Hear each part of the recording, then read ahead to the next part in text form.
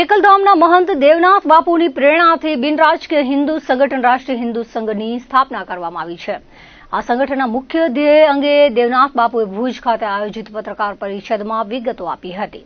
દેવનાથ બાપુએ જણાવ્યું હતું કે રાષ્ટ્રીય હિન્દુ સંઘ કચ્છ ગુજરાત સહિત દેશના હિન્દુ સમાજને સંગઠિત કરવા કાર્ય કરશે। ભારતના ધર્મ સમાજ અને સાંસ્કૃતિક વારસાને પુનઃસ્થાપન કરવા, સમાજમાંથી ઉચ્ચ નીચના ભેદભાવ દૂર કરવા, ગૌ હત્યા પર પ્રતિબંધ લાદવા, હિન્દુ સમાજમાં રાષ્ટ્ર ભાવના જાગૃત કરવા, ભારતને વિકસિત અને સમૃદ્ધ રાષ્ટ્ર બનાવવા કાર્ય કરાશે।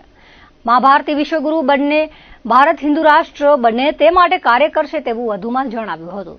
રાષ્ટ્રીય હિન્દુ સંઘનું મધ્યસ્થ કાર્યાલય એકલધામ ભરોડિયા ખાતે રહેશે। આ સંસ્થા કચ્છ અને ગુજરાતથી કાર્યની શરૂઆત કરશે, ત્યારબાદ દેશભરમાં તેનો વિસ્તાર કરવામાં આવશે। રાજ્ય અને જિલ્લા સ્તરના સંગઠનની રચના કરી દરેક હિન્દુ જનમાનસ સુધી આ વિચારધારાને પહોંચાડવાના કાર્યો કરવામાં આવશે। અમે એક બિન રાજકીય એક હિન્દુ સંગઠનની અમારે એનો રજીસ્ટ્રેશન થયો છે અને એ હિન્દુ સંગઠન ગુજરાત અને સમગ્ર ભારતમાં એ કામ કરશે। એ હિન્દુ સંગઠનનું નામ છે રાષ્ટ્રીય હિન્દુ સંઘ।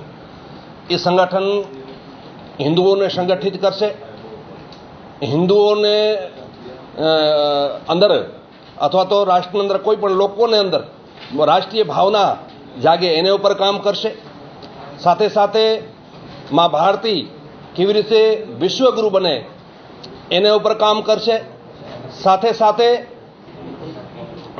ભારત રાષ્ટ્ર હિન્દુ રાષ્ટ્ર કેવી રીતે બને એના ઉપર કામ કરશે। એકવાર માણસને કંઈ એવી ઘટના ઘટતી હોય છે ને એક રાષ્ટ્ર ભાવના જાગતી હોય છે તો એ રાષ્ટ્ર ભાવના ચોક્કસ જાગે છે, પણ એ કેળવણીથી નથી આવેલી। એ રાષ્ટ્ર ભાવના છે એ કેળવણીથી નથી આવેલી છે, એ તો ટેમ્પરરી આવતી છે।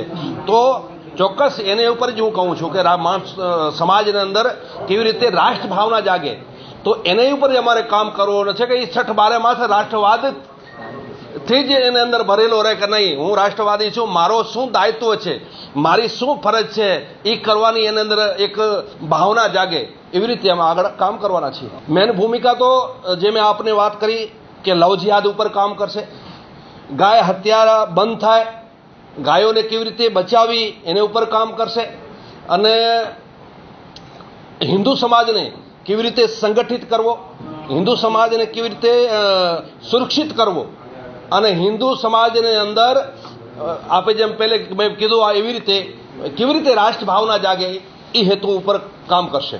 આપણે અહીંયા ગુજરાતમાંથી પહેલે અમે પ્રારંભ કરીશું, ગુજરાતમાંથી ધીરે ધીરે દરેક રાજ્યની અંદર પહોંચવાનો પ્રયાસ કરીશું। એક દિવસમાં થઈ જવાનો છે એવો નથી, ચોક્કસ એને ટાઈમ લાગશે, પણ અમે શુદ્ધ ભાવનાથી આ સંગઠન અમે ગઠિત કર્યો છે ને અને અમારી શુદ્ધ ભાવના છે કે દરેક હિન્દુ એમાં જોડાશે અને રાષ્ટ્ર માટે કામ કરશે।